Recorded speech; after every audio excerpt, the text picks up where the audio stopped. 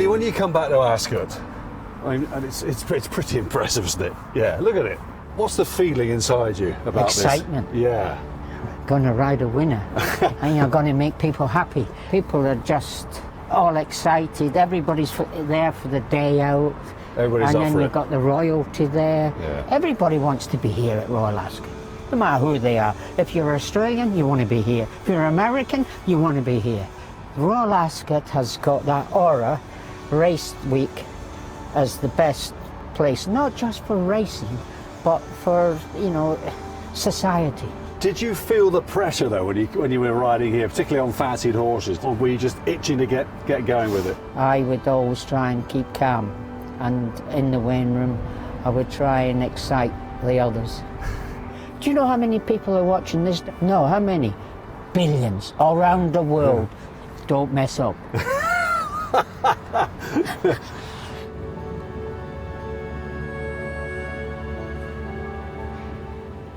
When you walk around here, what are you thinking? Well, it's something I've never done this before. Yeah. This is what normal people do. I'm seeing things that I've never seen before. Look, these, love them in my garden. When you look See at that all house this, over there? It's Royal Lodge. Yeah. That was built just for Queen Anne. She had that built so that she had somewhere to go for tea. That's the old parade ring down. That's it. We How did we get there?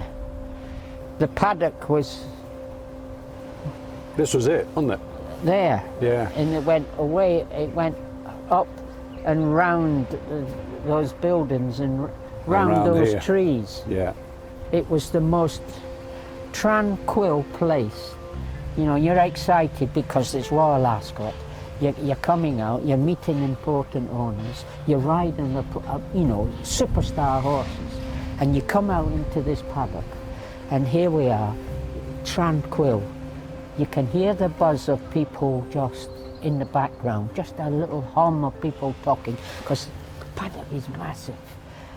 And the horses nearly always relaxed, because it was a very tranquil sort of situation, these trees, and it was just a majestic place to look at. Yeah. The old paintings, you can see the old paintings were always of Ascot paddock. Yeah. Riding for the Queen, Willie, that must have been obviously an incredible privilege. You had so much success for her over the years, didn't you? As soon as you put those colours on in the weighing room.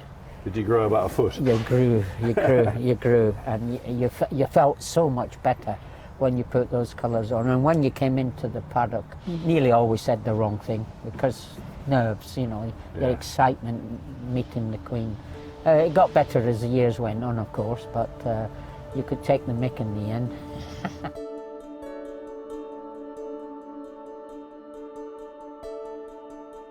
I got a few quid for you. That'll make you smile. So Willie, here he is, your great rival, your great friend in the end as well. Some likeness that, isn't it? It's very good, actually. Yeah. It's very good. I would say he wasn't quite as tall as that. Yeah. But it's a very good likeness. You can see every wrinkle he had. He had the face of the world on his face, didn't he? All those wrinkles.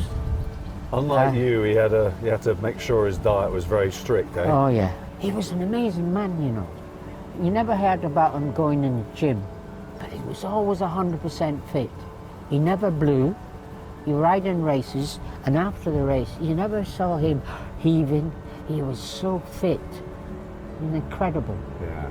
You must have lots of memories of taking him on here on this particular stage. I mean, famously, Willie, the King's Stand, you were on Habibti and he was on Anita's Prince. Do you remember that race? I remember it was a tight finish, and I remember John Dunlop's face, because it took a long time for the photo finish to come out, and I believe that Lester Piggott went into the winner's enclosure, and of course all my associates were all long-faced. Anyway, we won. We got it. You and him could not be more different in personality, could you? No, we were in different valleys. He was in sort of a different rooms at some race courses. And of course, he was never a talker. The only time he ever came and sat beside me when I was at York, the convivial, Marju. Marju had won, I think, 7 lengths. Mm-hmm. He came into a different room where I was sitting, came and sat beside me. What do you think of that horse? He could not believe how good Marju was. He couldn't believe that the horse he was riding got beat that far. It's about the only time he ever, came and asked, because he usually knew everything. Yeah. Yeah. You couldn't tell him anything, could you? Oh, well, genius, wasn't he?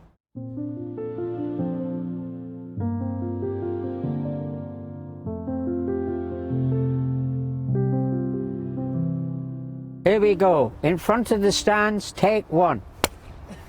Now, everybody talks about Lester and Vincent O'Brien at Royal Ascot, don't they? And in general. But Well, you had a winner. It's the same thing now with Ryan Moore and Aidan. They're the main men, and Lester and Vincent were the same sort of scenario years ago. But I was lucky enough, the Coconori 3-year-olds get lightweights. Swing time. Swing time, I won the Coconori for Vincent, and he rang me up and he said, he spoke very quietly. He's very, very quiet talker. Willie, would you be kind enough to come down to the stables at Ascot and sit on the filly? Yes, sir, of course. I'm only too pleased, I'm riding for Vincent O'Brien, for Christ's sake, the great man. So, I get down to the 8 o'clock in the morning, and I get there. Jerry, the travelling head lad, he's got the filly walking round. Go and pop on her, put me on her, and we walk round a sort of ring. I was walking round the ring. I was there about 15 minutes walking round. I'm saying to myself, Vincent's overslept. He's overslept. Jerry's standing there out the way. So then Jerry comes over. Willie, come here. I'm going to get told what to do. Go take it. Usually they go up the back there and give them a little canter. That'll do, thank you. What? No, that's fine. I got off her and that was it. I just sat on her. So at first race, Vincent gets me out of the waiting room, and has a chat.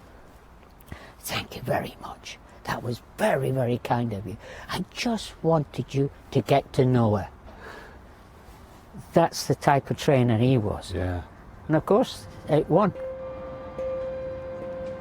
We want to be in this just before the dip.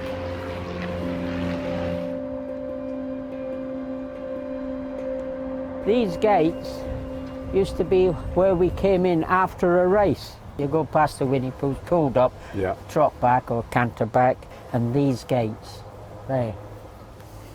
You walk through them, and you walk through, and then you went up to the 1, 2, 3. The number 1 spot was the furthest one away, which is the one you always wanted to get to. But what a thrill, these gates. Just iconic, and walking through them to go to meet your winning connections. Yeah, with the crowd all surrounding you. Crowds up on the top, clapping, cheering, some booing. Yeah, but they were just majestic.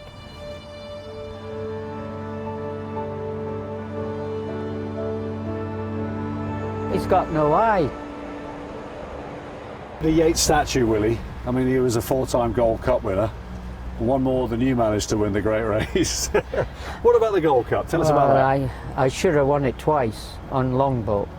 I got beat by Dayjur, and Brent Thompson beat me. Beat me ahead, and I think I made a bit of a mistake. I don't want to remember, but I think I should have won that. And of course, he had won the Gold Cup the following year. He was a good staying type horse. Little Wolf won it. Mm-hmm. And then I was lucky enough, Sadim, I won it for Guy Harwood, and Sheikh Mohammed, the old maroon colours. Yes. Sheikh Mohammed. Yeah, he was a certainty. And it's Sadim who's going to win the Gold Cup for the second time. Sadim 10, 12 lengths clear and running up towards the line. It's Sadim who wins his second Gold Cup, and Willie Carson is third. Did you like riding in races like the Gold Cup I and loved staying it. races? I always preferred the long distance races. I always, well, it's thinking man's race. You got to keep thinking. What's the pace like? Where you want to be? Do you want to move? Do blah blah blah. I really enjoyed the long distance races. That was my preference. Yeah. Don't get me wrong. I didn't mind sitting on a Group 1 5 furlong race. You did well in both of them. But listen, your first ever Royal Ascot winner was Celtic Cone in the Ascot Stakes. That was my first. Yeah. Really heavy ground. But the story about Celtic Cone, he was running at Windsor about, was it 2 weeks, 3 weeks beforehand. The weights hadn't come up for the Ascot Stakes. There was only 4 runners. And Bernard said, it'd be advantageous if we didn't win tonight for the handicap for the Ascot Cone. Funny enough, the horse didn't win. And he got a nice weight in the Ascot Stakes. And you know how far he won the Ascot Stakes? Go on. 10 lengths. No. Yeah, 10 lengths.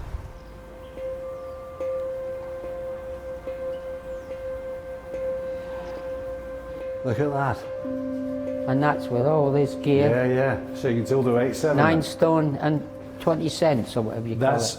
And the reason why you could do sub 8 stone is why we got the ride on Danehill in the Cork and Orrery, because Pat couldn't do the weight, do you remember? Yeah, it's 8 stone he carried. Yeah, well, something like that, wasn't it? Danehill.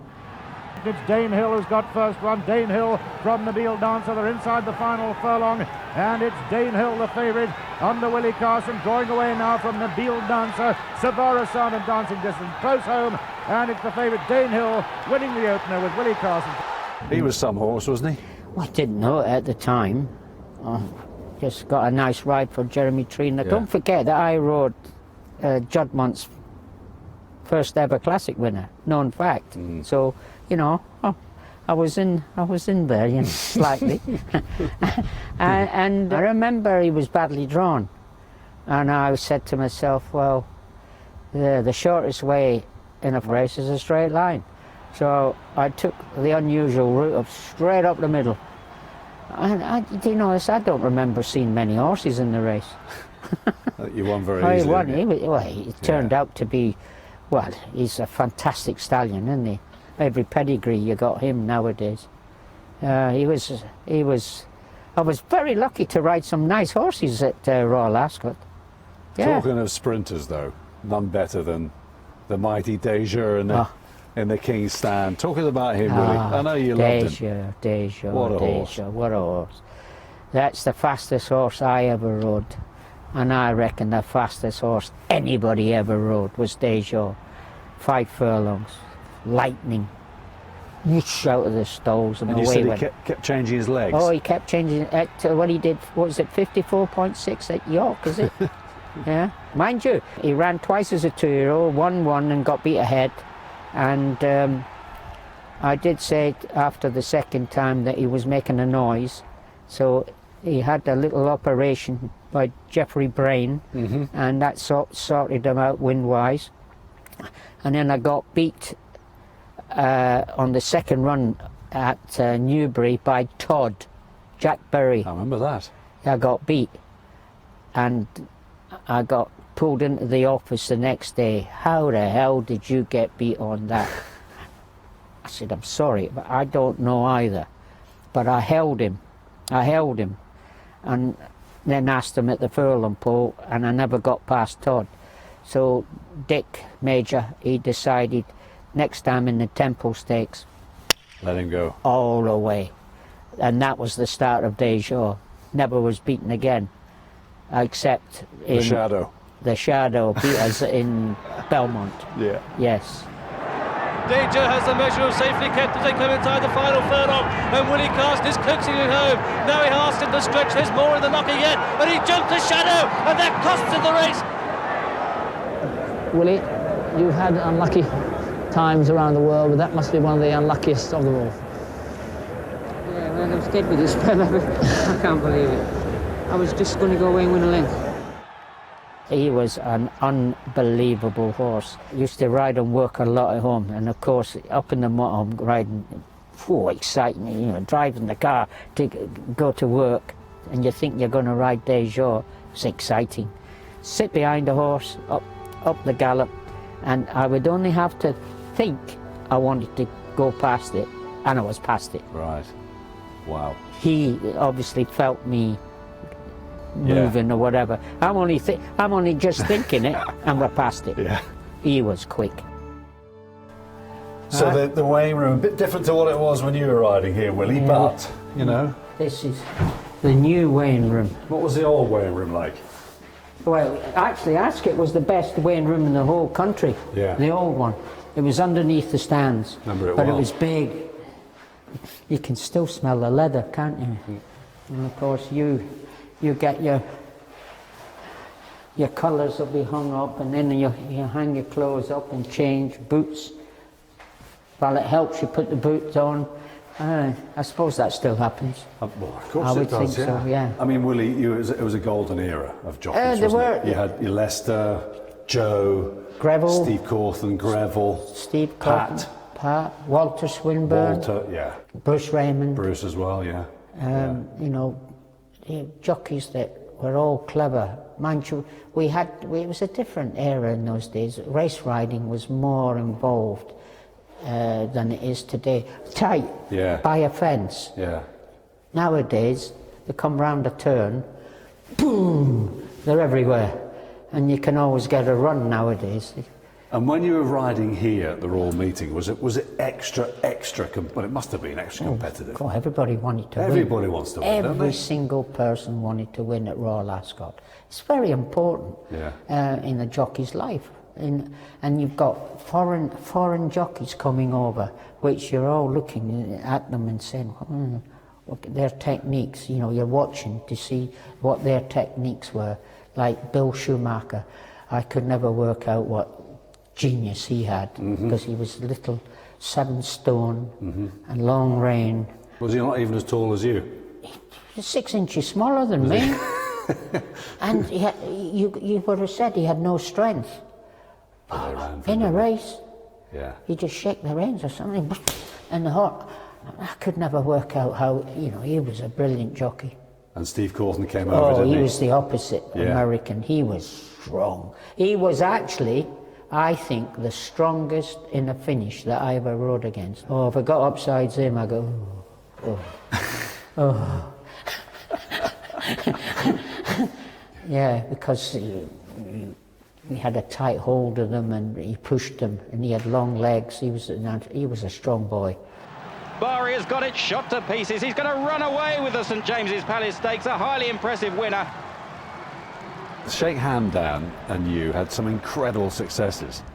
And I wanted just to pick up Muhtaram as well, who won the Prince of Wales's stakes twice. Yeah, well, Muhtaram, what a horse. That fella, you had about, from there to the winning post, what's that, 200 yards in front, and he would hit the brakes.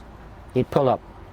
So in the Prince of Wales, both years, 2 years running, I'm sitting behind horses, past the furlong pole, still sitting, and there's only a gap this big, so you have to put his head in the gap, and of course he did it twice. Steers inquiry. Got away with it twice, but we did cause interference, but that was the only way I could ride him. You know, you give him daylight, he wouldn't bother. But it's one of my best rides, you would say, you know, technically. Muhtaram just got past Needle Gun, but here's Eltish charging at the leader. Muhtaram from Eltish. Muhtaram and nose to Eltish. They go to the line. Muhtaram may have won it again. Oh, Willie, this is quite moving, isn't it? I mean, Pat was your great rival and your great friend in the end as well, wasn't he? And you've delivered a beautiful tribute towards him there. An absolute gentleman, one of the greatest jockeys ever to ride a horse. You'd stand by that, wouldn't you? Very true, very true. Everything about his career was fantastic. Loved by everybody, basically. He actually was one of the jocks in the weighing room, would be the most admired, most liked. Yeah, that boy. And What a talent. The story about the eclipse, Sadler's Wells he Yes, won on. yes. I rode a horse called Morcon. Yes. And I was one off the fence, waiting, and I was ready to go. Edery, my great mate, comes up sides, whacks me back in, and then I can hear the giggle. Right? Gotcha! Is that right? Yeah. Anyway, Yeah. he came in and he was giggling at me. I got you. That did hurt me there, because I did think I should have maybe have won on Morcon. But that was race riding. Yeah, that was business. Which you don't see nowadays. Now look, this is where the TV teams work these days, Willie. Oh yeah, Which do they? brings us round to your days assisting the great Claire Balding as Actually, I used to stand in my box here. There you go. I used to talk a lot of rubbish at times. Yeah. Did you enjoy your work as a pundit? Not presenter? Really. No. Why not? Because you missed that? Missed being out there? Or? Oh yeah, I was better at that. I wasn't very good at this, you know. I think you were good. I didn't do any homework. That was the trouble. Now we know. But listen, when you were here with the BBC team, you covered some pretty momentous occasions, didn't you? The Frankel era. Oh, Frankel. Well, I do remember talking about him, and I remember saying, ladies and gentlemen, you have just seen the best horse that's ever been. Because what he had achieved throughout his lifetime was unbelievable. I got excited watching him.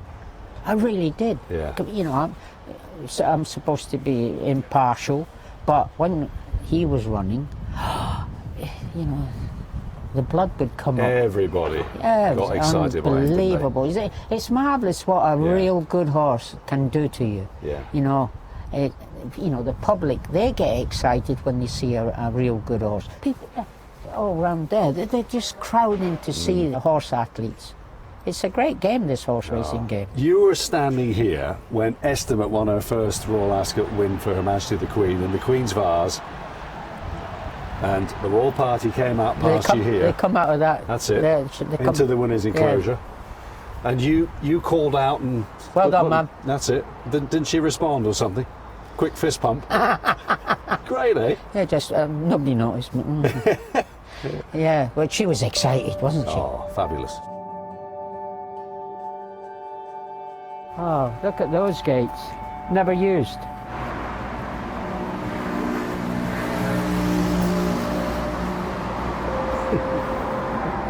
What year was this built? That'll be the number. Yeah. Let me ask you this, Willie.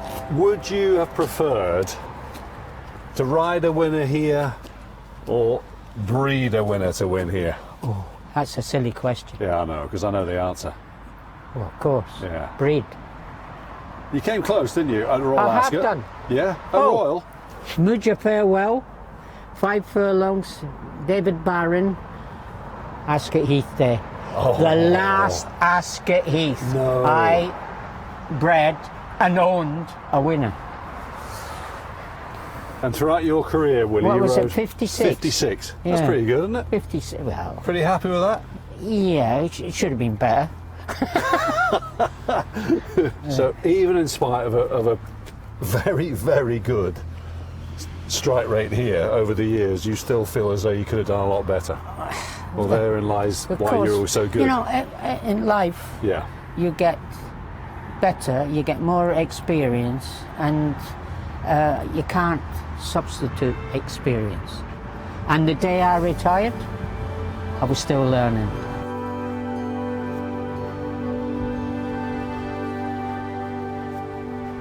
Willie, when you look back at it all now, I mean, you've been retired, what, I don't know, a fair while. Did you know You've it's been retired nearly, from the saddle a it's fair nearly while. 30 years, 30 you know. years, that's ridiculous. What does it mean to you now, looking back at it all? To have Nothing. done what you did? It don't mean anything, no.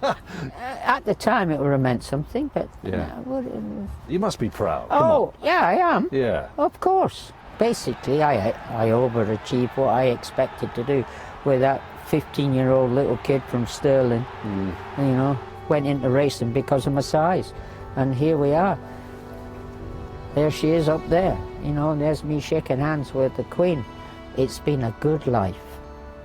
I've had some lovely, lovely times here at Royal Ascot. It's a fairy tale story, really.